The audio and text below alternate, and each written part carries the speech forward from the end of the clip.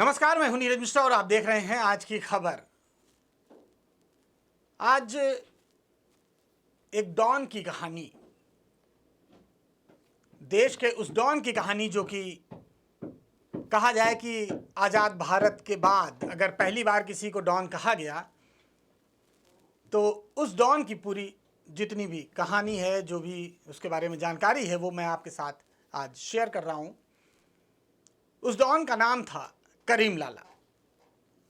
करीम लाला के नाम से जाना जाता है उसे, और कहा जाता है कि डॉन शब्द का जो प्रयोग शुरू हुआ वो करीम लाला से शुरू हुआ। और करीम लाला का जो असली नाम था वो था अब्दुल करीम खान शेर खान, ये उनका असली नाम था।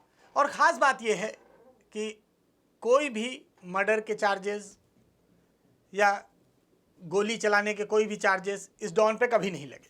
और ये देश का पहला ऐसा डॉन था जिसके ऊपर कोई भी इस तरह के चार्जेस नहीं लगे, ना उसने कभी गोली चलाई। हालांकि पूरे मुंबई पे करीब 40 साल उसने राज किया। और ये बात खुद उसके और साथी जो कि इसी जराइम की दुनिया से रहे, चाहे वो हाजी मस्तान हो, चाहे वरदराजन हो, ये तीनों मिलकर एक साथ मुंबई पे कंट्रोल करते थे। लेकिन इन सब से ऊपर था करीम लाला। और हाजी मस्तान ने भी इस बात को कहा है कि जैसे कभी चर्चा होती है कि हाजी मस्तान पहला डॉन रहा या करीम लाला, तो हाजी मस्तान ने इस बात को भी कहा है कि करीम लाला ही पहला डॉन रहा। करीम लाला अफगानिस्तान में पैदा हुआ, कद 7 फुट के करीब कद, लंबा चौड़ा पठान, और पेशावर के रास्ते 1929 या 30 के बीच वो पेशावर के रास्ते मुंबई आया। तब हिंदुस्तान आज़ाद नहीं हुआ था, पेशावर भी हिंदुस्तान में ही था, तब अंग्रेज़ों का शासन था। उस समय वो मुंबई पहुंचा और वहाँ पर उसने जीटी रोड पर एक किराए पे मकान लिया। वहाँ से उसने अपने कारोबार को शुरू किया, और कारोबार भी क्या, जुए के अड्डे से शुरुआत की, फिर शराब का अड्डा लगाया, शराब के काम शुरू किए, और धीरे धीरे उसका जो वर्चस्व था वो मुंबई में बढ़ता जा रहा था। फिर 1940 का समय आया। 1940 में उसने स्मगलिंग का काम शुरू किया, सोने चांदी की स्मगलिंग और इलेक्ट्रॉनिक जो सामान होते हैं, रेडियो और इन सब चीज़ों की स्मगलिंग शुरू करी करीम लाला ने। पुलिस से भी अच्छी दोस्ती। तो करीम लाला के ऊपर कभी, जब तक वो 2002 तक ज़िंदा रहा, कभी कोई बहुत ज़्यादा ख़तरनाक कोई ऐसा आरोप नहीं लगा कि जिसमें हत्या हो, मर्डर हो, इस तरह का कोई आरोप उसके ऊपर नहीं लगा। करीम लाला इसी तरह में लगातार स्मगलिंग, जुए के अड्डे, शराब खाने, इस तरह लगातार वो चलाता जा रहा था। तभी 1940 के आसपास जब उसका कारोबार शुरू हुआ तो हाजी मस्तान की एंट्री हुई। हाजी मस्तान भी इसी कामों में था, तो हाजी मस्तान और करीम लाला ने मिलकर काम को आगे बढ़ाया। समय और बदला, एक और डॉन की एंट्री हुई, वरदराजन।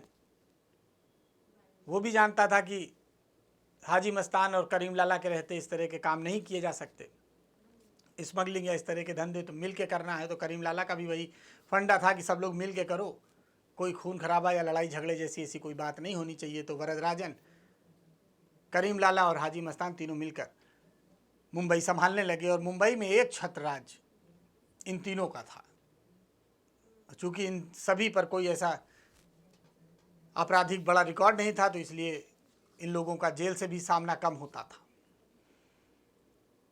और एक बार कहा जाता है कि 1973 में करीम लाला की मुलाकात इंदिरा गांधी के साथ हुई, वो भी राष्ट्रपति भवन में। तो उसकी कहानी कुछ यूँ है, वो फ़ोटो भी वायरल हुई थी जिस पर संजय राउत ने अभी बयान भी दिया था कुछ समय पहले। दरअसल उस समय 1973 में एक बड़े कलाकार थे, हरेंद्र नाथ चट्टोपाध्याय, जो कि फिल्म इंडस्ट्री से जुड़े हुए थे और उनको पद्म भूषण मिलना था। लेखक भी थे, कवि भी थे, एक्टिंग भी करते थे फिल्मों में, तो उनको पद्म भूषण मिलना था और वो राष्ट्रपति भवन में मिलना था। तो जब ये बात करीम लाला तक ये बात पहुंची कि पद्म भूषण मिलना है हरेंद्र नाथ चट्टोपाध्याय का, तो करीम लाला वहाँ पहुँचे, उनसे मुलाकात उन्होंने की और उस मुलाकात के बाद फिर उन्होंने रिक्वेस्ट करी कि उन्होंने कभी राष्ट्रपति भवन नहीं देखा है और वो चाहते हैं कि राष्ट्रपति भवन वो देखें, और ये मौका है, चूँकि हरेंद्र नाथ चट्टोपाध्याय को पुरस्कार मिल रहा है तो ये मौका है कि वो उनके साथ जाएं और पुरस्कार लेते हुए देखें आपको, और साथ में वो राष्ट्रपति भवन भी देख लेंगे। ये करीम लाला ने उससे कहा। आप चट्टोपाध्याय परेशान कि डॉन को मना कैसे करें। खैर, उनकी हिम्मत नहीं हुई मना करने की और वो अपने साथ करीम लाला को राष्ट्रपति भवन अपने साथ पुरस्कार लेने ले गए। वहाँ पर इंदिरा गांधी से मुलाकात भी हुई और एक फ़ोटो भी करीम लाला और इंदिरा गांधी की क्लिक हुई। उस समय प्रधानमंत्री इंदिरा गांधी थी। तो ये उस फ़ोटो की बात है जो भी संजय राउत ने कहा था। इस तरह वो फ़ोटो करीम लाला की और इंदिरा गांधी की सामने आई। खैर, करीम लाला एक ऐसा नाम था, ये भी कहा जाता है, एक ऐसा नाम था जिसमें फिल्म इंडस्ट्री के तमाम लोग उससे मदद लेते थे। और एक वाक़या ये है कि जब हेलन के जो पहले पति थे वो उनका काफ़ी सामान लेकर, चूँकि बाद में फिर सलीम खान से हेलन की शादी हुई, बहुत अच्छी अदाकारा रही, काफ़ी अच्छी डांसर थी, उनके जो पहले हस्बैंड थे वो उनका सारा सामान लेकर भाग गए थे। तब हेलन की किसी ने मदद नहीं की। हेलन दिलीप कुमार के पास पहुंची तो दिलीप कुमार ने एक दो बार करीम लाला को फ़ोन लगाया, फ़ोन नहीं मिला तो हेलन को एक चिट्ठी दी और कहा जाके मिलो। तो हेलन उस चिट्ठी को लेकर करीम लाला के पास गई और करीम लाला से कहा कि दिलीप कुमार ने चिट्ठी दी है। तो पहले तो हेलन को उन्होंने कहा कि कोई बात नहीं, आपकी मदद की जाएगी, और फिर दिलीप कुमार को भी उन्होंने काफ़ी डाटा कि एक महिला को इस तरह क्यों मेरे पास भेज दिया, एक फ़ोन कर देते। उसके बाद फिर हेलन को उन्होंने बाकायदा घर पहुंचवाया और 24 घंटे के अंदर वो सारा सामान हेलन के घर पे पहुंच गया। तो ये था करीम लाला का रुतबा। और करीम लाला के बारे में ये भी कहा जाता था कि महिलाओं की बड़ी इज्जत करते थे। और 1984 में एक बार उनके ऊपर एक अस्तबल जलाने का आरोप लगा, बाद में उससे वो बरी हुए और उसमें उन्होंने कहा कोर्ट में कि वो कभी भी किसी को मारने की सोच नहीं सकते और इस अस्तबल में तमाम घोड़े मरे हुए हैं और ऐसी चीज़ें वो कभी सपने में भी नहीं सोच सकते कि कभी वो इस तरह का कोई कांड करे। बाद में 1994 में एक महिला ने आरोप लगाया कि करीम लाला ने उनको थप्पड़ मारा, तो इस पर भी उन्होंने यही कहा कि मैंने कभी किसी महिला को नज़र उठाकर नहीं देखा, थप्पड़ मारना तो दूर की बात। तो इस तरह का एक रुतबा था। लेकिन साल 1980 आते आते हाजी मस्तान पॉलिटिक्स में चले गए, वरदराजन ने अपना कारोबार समेट लिया। करीम लाला जो कि पठान गैंग का नेतृत्व कर रहे थे वो धीरे धीरे कमज़ोर होने लगे और इस समय दाऊद इब्राहिम नाम का ये लड़का एक नया डॉन उभर कर सामने आ रहा था। तो शब्बीर कासकर इसका बड़ा भाई और दाऊद, ये दोनों मुंबई पर अपना शिकंजा बढ़ाना चाहते थे, लेकिन उसमें रोड़ा करीम लाला बन रहे थे। तो करीम लाला और शब्बीर और दाऊद के बीच काफ़ी विवाद हुआ, काफ़ी बार झगड़ा हुआ और कहा जाता है कि दाऊद इब्राहिम को एक बार सड़क पर करीम लाला ने पीटा भी था और बाद में दाऊद के बड़े भाई की हत्या हुई थी जिसमें पठान गैंग का नाम सामने आया था। बाद में दाऊद इब्राहिम ने करीम लाला के भाई की हत्या करी। तो इस तरह ये विवाद दाऊद इब्राहिम के आने के बाद जो शांति से स्मगलिंग और इस तरह की चीज़ों से ये चीज़ें चल रही थी अंडरवर्ल्ड की, वो खून खराबे तक पहुंच गई यहाँ जहाँ से दाऊद की एंट्री शुरू हुई।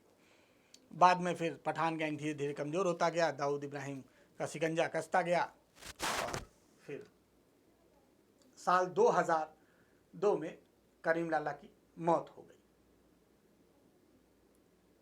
इस तरह एक ऐसा डॉन जो औरतों की भी इज्जत करता था, जो कभी गोली और पिस्टल चलाने में जिसने यकीन नहीं रखा, 7 फुट की हाइट थी, एक रुतबा था, प्रधानमंत्री के साथ उसकी फ़ोटो भी आई। तो इस तरह के भी डॉन देश में रहे और ये देश का पहला ऐसा डॉन था, पहला ही डॉन था, पहला ऐसा डॉन था जिसके ऊपर कभी कत्ल का कोई इल्ज़ाम नहीं लगा। और वो एक छड़ी लेके चलते थे, और वो छड़ी ऐसी होती थी कि अगर किसी की जगह वो किसी के दरवाजे या किसी के घर के बाहर रख दी जाए, जिसने घर पे कोई कब्जा किया है, तो वो घर 1 घंटे में खाली हो जाता था। ये रुतबा था करीम लाला का। तो ये थी देश के पहले डॉन की कहानी। ये कहानी आपको कैसी लगी ज़रूर बताइएगा। तो फिर आगे के एपिसोड में मैं और नई कहानी लेकर आऊँगा। फ़िलहाल मुझे दीजिए इजाज़त, और इसी तरह देखते रहिए आज की खबर। नमस्कार।